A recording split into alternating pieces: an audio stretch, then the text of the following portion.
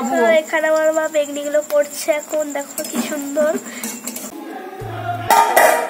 Good morning, শুভ সকাল বন্ধুরা, কেমন আছো সবাই? আশা করি খুব ভালো আছো,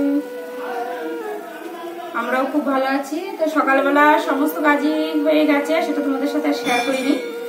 তো এখন ভাত বসিয়ে দিচ্ছি, অনেকটাই বেলা হয়ে গেছে। তো চালটা কল থেকে ধুইয়ে দিয়েছিলাম ভালোভাবে।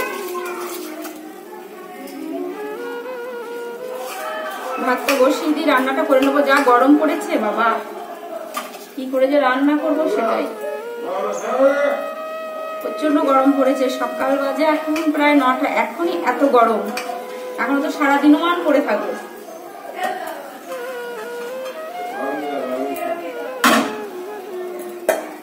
ডাল হাতে দিয়েছি, প্রতিদিনই ডাল লাগে, ডাল না হলে চলে না।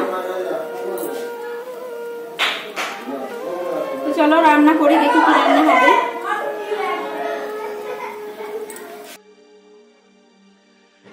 এরপরে রান্না বান্না করে নিয়ে তারপরে এই যে থালা বাসন ধুতে চলে আসলাম।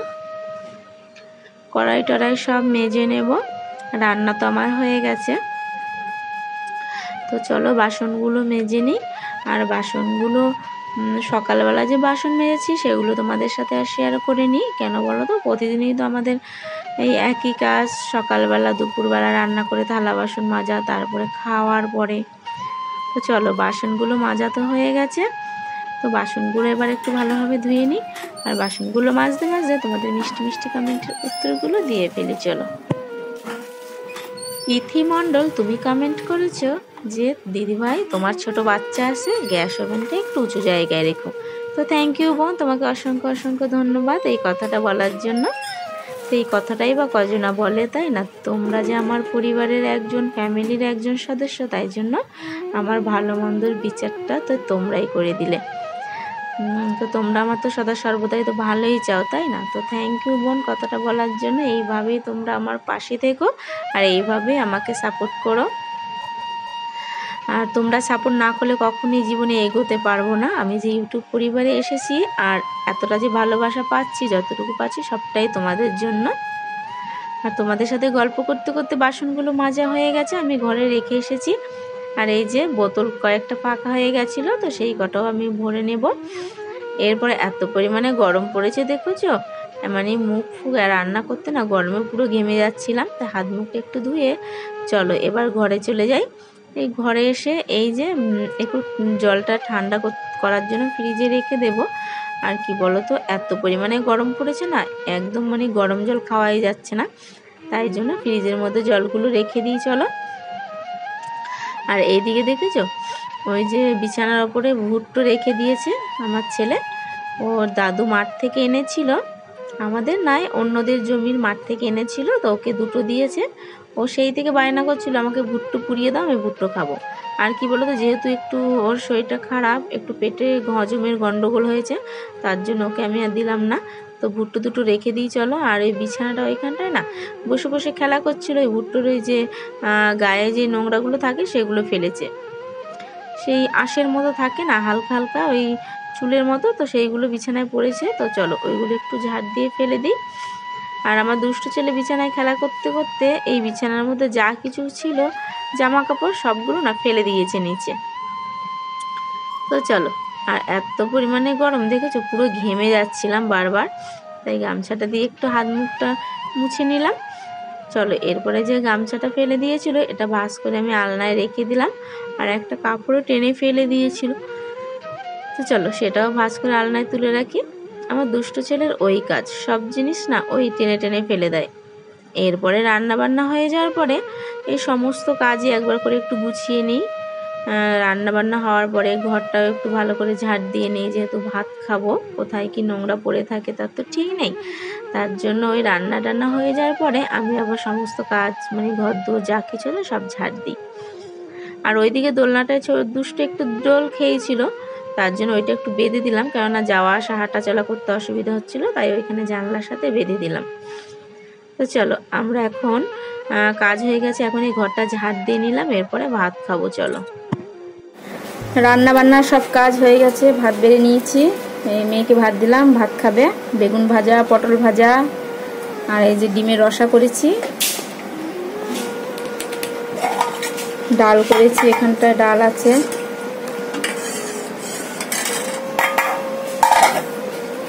মেয়ের ভাত বেড়ে দিয়েছি, আর এই যে ছেলের জন্য ভাত নিয়েছি। ও তো একদমই খেতে চাইছে না, এই কটা ভাত নিয়েছি। আলু সিদ্ধ, ডাল সিদ্ধ আর একটু বেগুন ভাজা নিয়েছি। খাবে কিনা জানি না, দেখি খাওয়ানোর চেষ্টা করি খাই কি। তো চলো, সমস্ত কাজই হয়ে গেছে। তো চলো, ভাত তো বেড়ে নিয়েছি, এবার ওদের খাইয়ে তারপরে আমরা খাবো। এখানে আসো, এখানে বসবো। ভুট্টোটা খা, আর তেল মাখিয়ে দিই ভালো করে, ডলে ডলে তেল মাখিয়ে দেবো। ভালো করে ডলে ডলে তেল মাখিয়ে দিই। দাঁড়াও, যে জল রোদ দিয়ে আছে স্নান করে দেবো। না, স্নান করে দেবো ভালো করে। Bye bye. ভালো, আমি চান করবো এখন। ঠান্ডা লেগেছে আমার, তেল মেখে স্নান করবো। না বাবা, মাখো ভালো করে, মাখো মুখে হাত পা তেল মেখে। বেশি না, পড়ে যাবে। ওটা মাখো, ওটা মাখো ভালো করে, ডলে ডলে তেল মেখে নিই। তেল মেখে একটু রোদে গুঁড়ো বাড়াবা। না, ভুট্টোর গায়ে তেল মাখাচ্ছিস কেন? ভুট্টোটা খা। ওর দাঁড়া, দেখি পাটায় মাখিয়ে দিই। এটা নিয়ে দাঁড়া, ধর।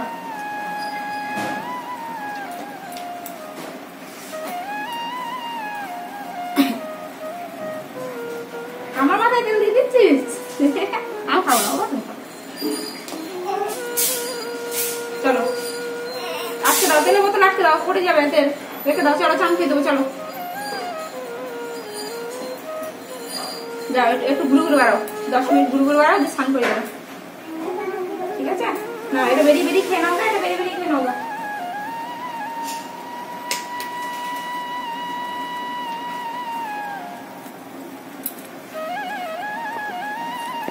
পরে এই যে বিকেলবেলা সেই ভুট্টোগুলো পুড়িয়ে খেয়েছিলাম সবাই। আর সবাই না খেয়ে দিয়ে ঘরের মধ্যে নোংরাগুলো ফেলেছে। আর দুষ্টু ছেলে দেখেছো, নোংরা পড়েছে ঘরে, তাই ঝাঁটা দিয়ে ঝাড় দিচ্ছে। ওই যে আমাকে দেখে একটু নোংরা হলেই ঘর ঝাড় দিতে, তাই আমার দুষ্টু ছেলেও কিন্তু ওই ভুট্টোর খোলা দুটো ঝাড় দিয়ে বাইরে ফেলে দিচ্ছে। তো বাচ্চারা কিন্তু বড়দের দেখে দেখেই সবটা শেখে, তাই না? তো চলো, দেখেছো কত সুন্দরভাবে ঘর থেকে ঝাড় দিয়ে বাইরে বার করে দিল। কি হচ্ছে রে? কি বল? দেখ কি মজা হচ্ছে। বেগুন কি হচ্ছে এটা? বস, তুমি খাবে? তো দেখো বন্ধুরা, এখন আমার মা বেগনি করছে। আরে বাবা, দুষ্টু ছেলে, ছেঁকা লেগে যাবে। গরম নয় কড়াইটা? বেগনি করছে ইয়ে দিয়ে, বেসন দিয়ে, বেগুন দিয়ে বেগনি। ছাকা লাগবে, হাতে ছাকা লাগবে। বেসন তো ঘরে যা, তুই ঘরে যা, পালা। চলো চলো চলো, ভাজা হয়েছে, দিয়ে মুড়ি দেবো। চলো যাও, ঘরে যাও। এখানে আমার মা বেগনি গুলো করছে এখন। দেখো কি সুন্দর, উল্টাও উল্টাও। বেগুনটা ছোট ছিল। হ্যাঁ, আস্তে আস্তে লেগে যাবে। এখানে আর এখানে দেখো, এ কটা করেছে, লম্বাও আছে গোলও আছে। এখানে কটা করেছে, আর দেখো এখানে